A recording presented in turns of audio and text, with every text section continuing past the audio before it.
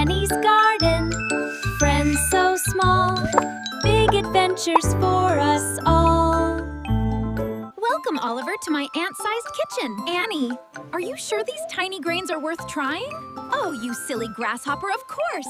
Welcome. Today, we're making Raagi Choco Malt Porridge. First, 2 tablespoons of Raagi flour. Raagi flour? Yes, and for this amazing treat, we'll need 1 cup of milk, a splash of maple syrup, and a pinch of cocoa powder.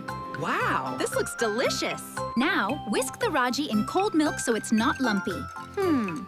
Heat it up until it gets thick and creamy like pudding. Time for a special treat.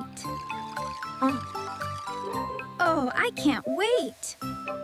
Now add the cocoa and syrup. It's like eating a warm brownie in a bowl. Are you sure? That does look good. Just look at this. Now eat this delicious calcium-rich Raagi meat and strengthen your bones. This amazing Raagi Choco Porridge. Remember to like this video, share it with your friends, follow our page and subscribe to our channel. Bye everyone.